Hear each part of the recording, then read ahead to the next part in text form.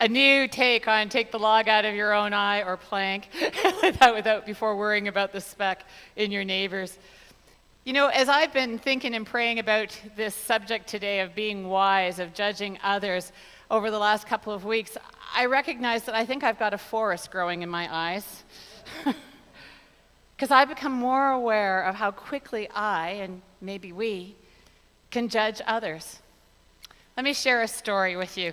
This week at our staff meeting on Tuesday, we were looking at the scripture for today, as we do each week, and we all agreed how easily we can judge others, and we don't care for it too much when it happens to us. And I think we wrapped up our discussion with everyone agreed that we were going to really try to keep the log out of our own eye before we took that next step of judging. And then I went on to share with the staff that there was the mayor's prayer breakfast happening on Tuesday, and there were tickets for that. And as I picked up the ticket, I started to read through it, and the gentleman who will be speaking at the mayor's prayers breakfast is a man named Sam Tanti, and he was described as, well, it was supposed to say businessman, but it said businessman. Somebody had forgotten the M on the ticket. And in my head, I'm thinking, oh my goodness, like how many people did this go through? How did nobody catch this spelling mistake? And clearly my disgust was written all over my face as I'm inviting the rest of our team to come to the mayor's prayer breakfast. And Heather Chipman took a look at me and she said, Debbie, don't judge. We all cracked up laughing because not even 20 breaths before that, we'd all agreed, yes, you know, take the log out of your own eye before you judge the other. Because it's not like I've never made a spelling mistake. It's not like I've never put something out there that had an error in it. How easy it is to agree with Jesus' teaching in my head, but sometimes my heart and actions don't follow quite as well. So later in the week, I am at the lights near my home. And it's one of those intersections that you can't move your car up to let the person turn right on. You have to just, stay there. And for all of us who travel that route, we know the frustration of being that first car and that can't move forward. And if you want to turn right, you have to stay until the lights change. And so mostly what we've developed around that is that we just don't look at each other. So my head is down, and I'm like, oh. And the next thing I know, the horn behind me beeps. And my head came up so fast, I'm surprised I didn't give myself whiplash. My head came up so fast, and I am now ready to do battle in my rearview mirror. And the person behind me is going, oh, the universal sign for sorry, I didn't mean to blow my horn. And I realized again how quick I had been to judge their actions. Again, not like I've never blown my horn by mistake. I think that Jesus may have been onto something when he was saying, do not judge so that you may not be judged. Ian found this great little cartoon about what happens when we point a finger at someone. We got 3 pointing back at ourselves. If you've just joined us this morning and you're wondering, where in the world are you at in the Bible? We're in the midst of a series called The Sermon on Upside Down Living, and we're looking at the Sermon on the Mount. And it's just 3 chapters in the Gospel according to Matthew, chapters 5 through 7, where Jesus is sharing his teachings, his instructions and lessons learned about life with his disciples and with the people who were coming to learn and learn from him. And he is turning everybody's perception of what relationships are about with God and with one another. He's turning it completely upside down. And he's inviting us into a way of life where our relationships are changed when we recognize the presence of God in and through us. I want to just read a little bit of the Sermon on the Mount, this chapter 7. I'm going to just look at the first 5 verses in this part of the book. It's going to appear on the screen behind me. If you want your own Bible, we have Bibles to give away. If you'd like to be in a part of a small group that talks about this, just sign up on the connection card. It's not too late. You can put it at the desk. But let me just read you this very first part that he was talking about. And I'm going to leave the rest of it and just invite you to read through that yourselves. Do not judge, so that you may not be judged. For with the judgment you make, you will be judged. And the measure you give will be the measure you get. Just think about that. Why do you see the speck in your neighbor's eye, but do not notice the log in your own eye?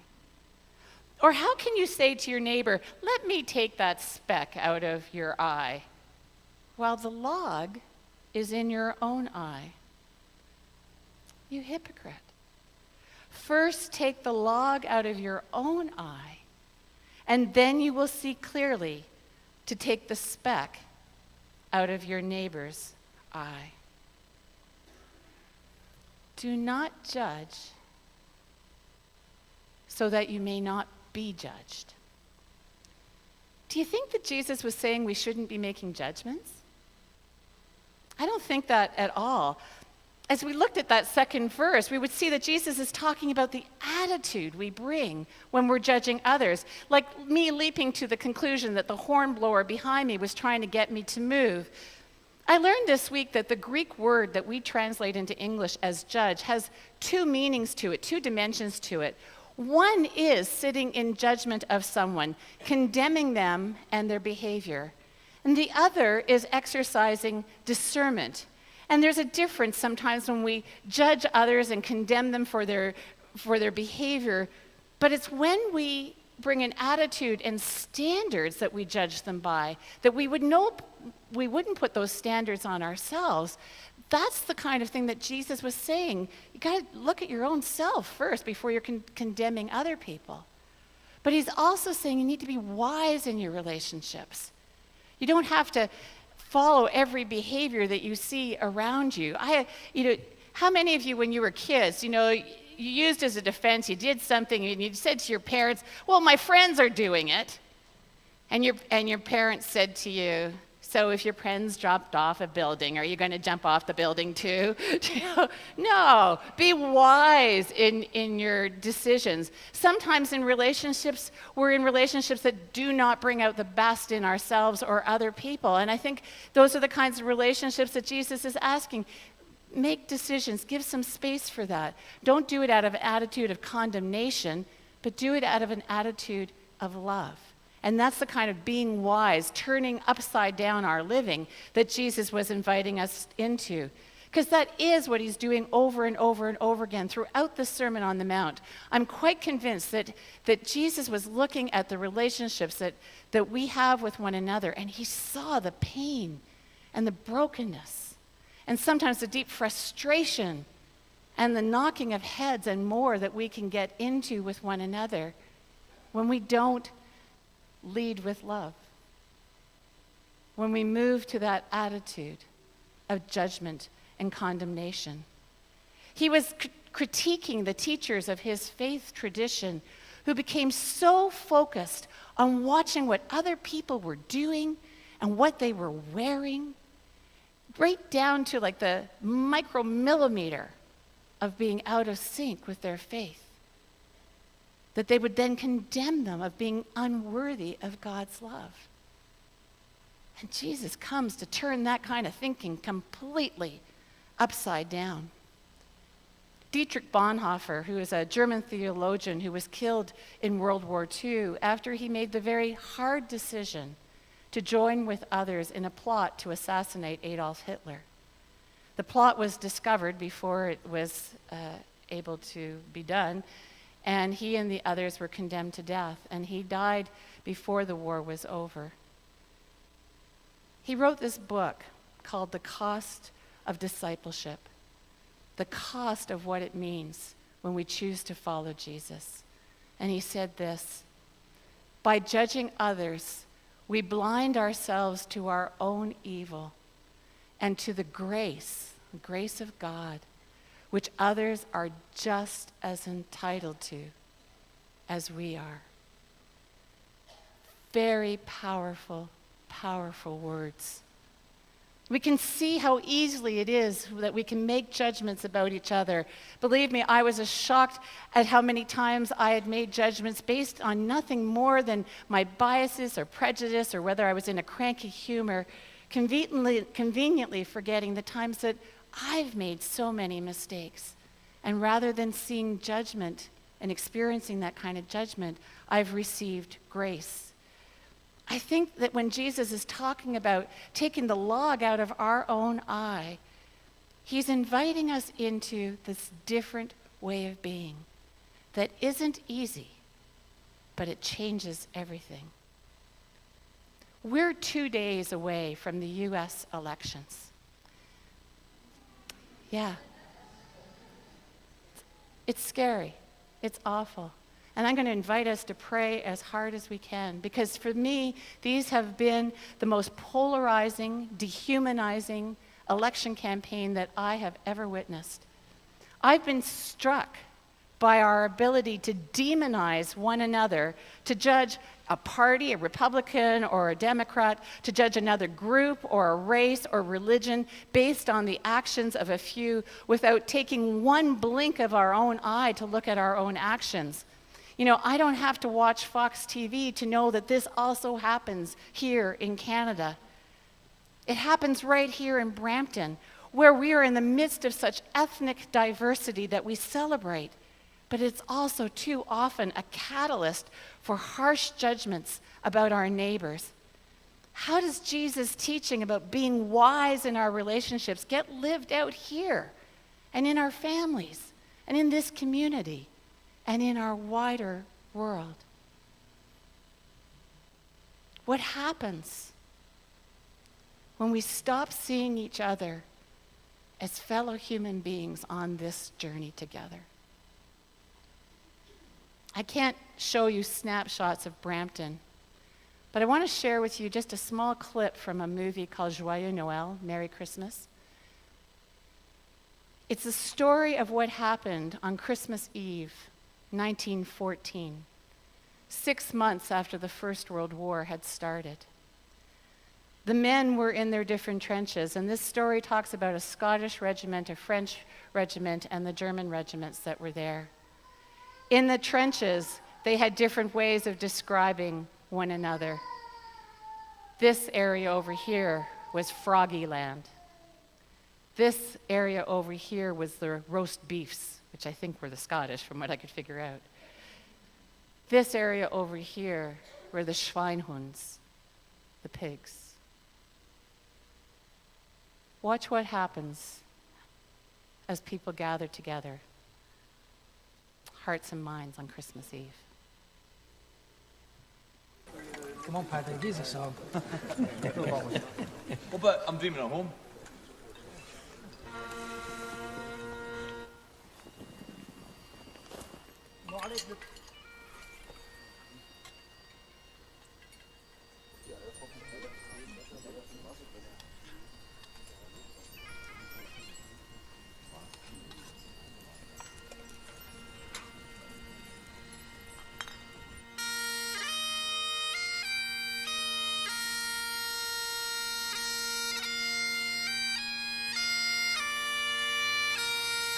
Song I've often heard, it fills through me now, so clear and so loud.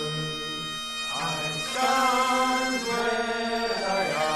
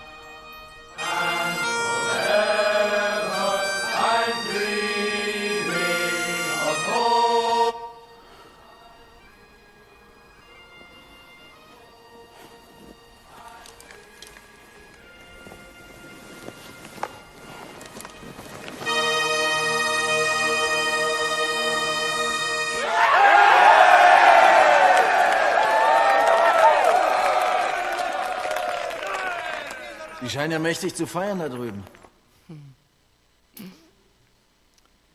You know what happens next? The leaders of each of those regiments take the bold, brave step of climbing out of the trenches, and they meet together, and they talk about the possibility of entering into a truce for this one night, Christmas Eve, when we celebrate the birth of the Prince of Peace. You can imagine the fear, the skepticism, the worry that this was some kind of distraction to take an advantage over the other.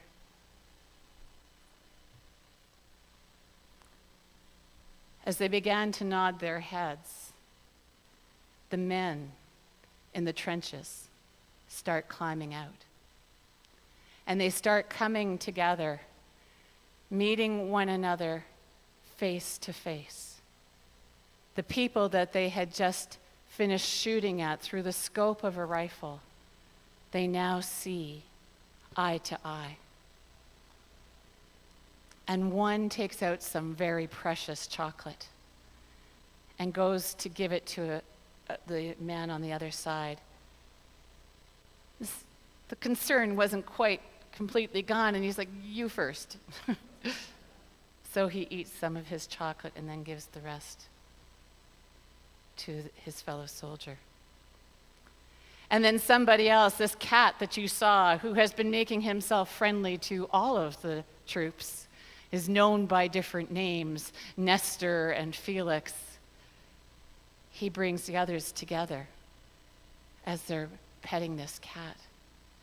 And for that night, this is based on true stories, on that first Christmas Eve in World War I, that troops across Europe declared truces on that night. People could go and pick up the dead comrades and bring them back. They were civil about even having times for soccer breaks and exercise, and no shooting would happen. In this movie of this regiment, when the truce time was over, what do you think happened? They couldn't go back in the trenches. They couldn't shoot the person they had just shared chocolate with.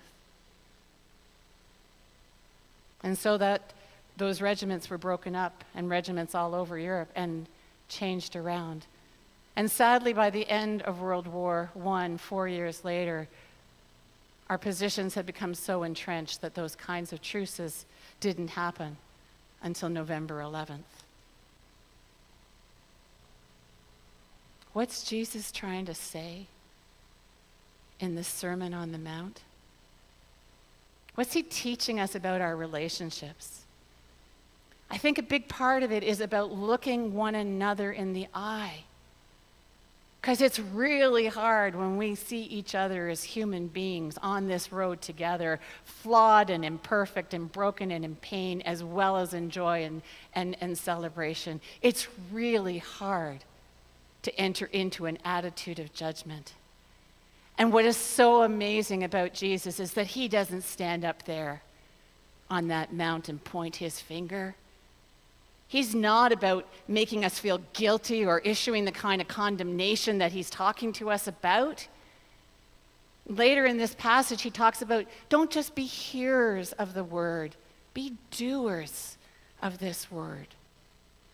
And he lived that in his own life, reaching out to a woman who came to a well at the height of the midday sun, so that she wouldn't have to listen to the gossip and the rumors and the behind the mouth and hand snide remarks of her neighbors about her life circumstance.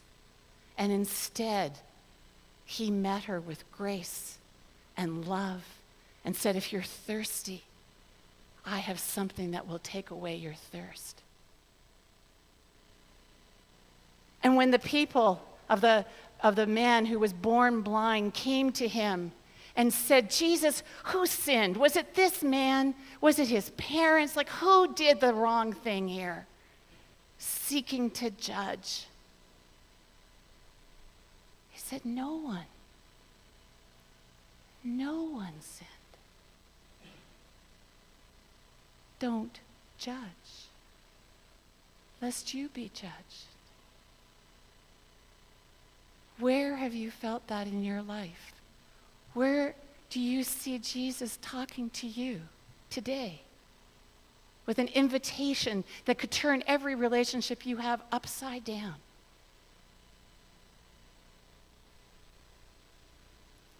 I want to try an experiment.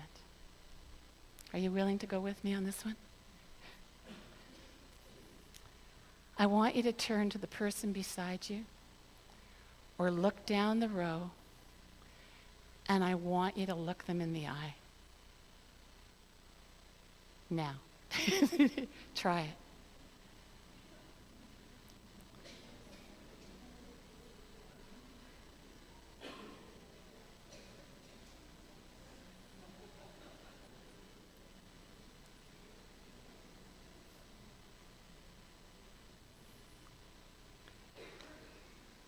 Did you catch everyone in your row?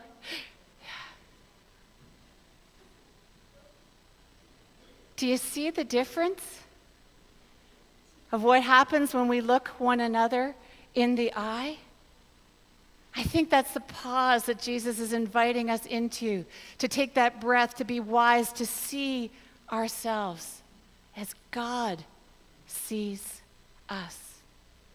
The author, Steve Maraboli, and he asks this question, which I want to offer each and every one of us today.